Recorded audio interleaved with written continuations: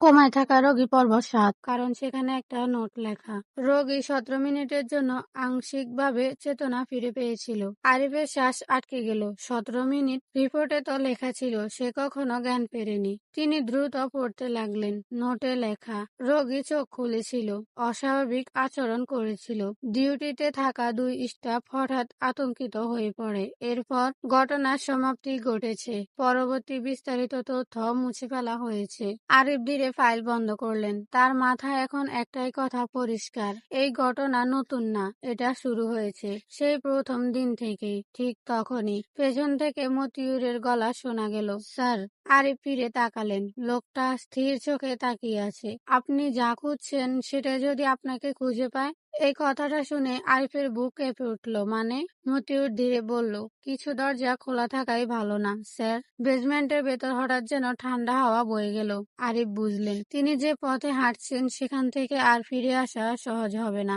Basement থেকে বের হওয়ার সময় ডাক্তার আরিফ রহমান অনুভব করলেন তার হাঁটার গতি বদলে গেছে। তিনি দ্রুত হাঁটছেন না, বরং ভারী পায়ে এগোচ্ছেন। মনে হচ্ছে প্রতিটা পদক্ষেপ তাকে এমন এক জায়গার দিকে নিয়ে যাচ্ছে যেখানে পৌঁছাতে তিনি নিজে ভয় পাচ্ছেন। হাতে ধরা লাল ফাইলটা যেন অস্বাভাবিক ভারী লাগছে।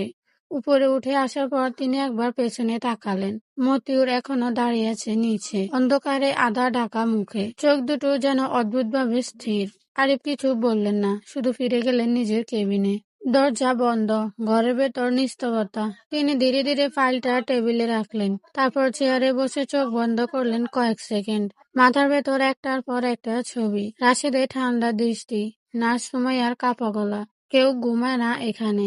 আর সেই লাইন, রোগী ১৭ মিনিটের জন্য চোখ খুলেছিল।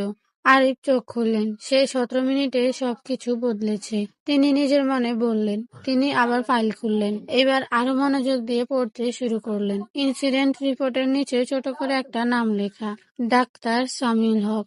এই রিপোর্টটা লিখেছিলেন তিনি। আরিফ থমকে গেলেন। এই নামটা তিনি চেনেন। সামিউল হক এই হাসপাতালেরও একজন সিনিয়র নিউরোলজিস্ট ছিলেন। প্রায় ৫ বছর আগে হঠাৎ করে চাকরি ছেড়ে দেন। কেউ ঠিক জানে না কেন। আরিফ সিদ্ধান্ত নিলেন, আমাকে তার সাথে কথা বলতে হবে। বিকেল ৪টা। হাসপাতালে পুরনো স্টাফ ডিরেক্টরি গেটে তিনি একটা পুরনো ঠিকানা পেলেন। ঢাকার এক শান্ত এলাকায় ছোট একটা বাসা। অনেক কষ্টে খুঁজে বের করে সন্ধ্যার দিকে সেখানে পৌঁছালেন। দরজায় টোকা। কিছুক্ষণ কোনো সাড়া নেই। আবার টোকা। এবার ভেতর থেকে ধীরে ধীরে পায়ের শব্দ। দরজা খুললেন একজন বৃদ্ধ মানুষ। চোখের নিচে কালি, মুখে ক্লান্তি, আর চোখে এক ধরনের সতর্কতা। জি? আরিফ জিজ্ঞেস করলেন, আপনি কি ডাক্তার সামিউল হক?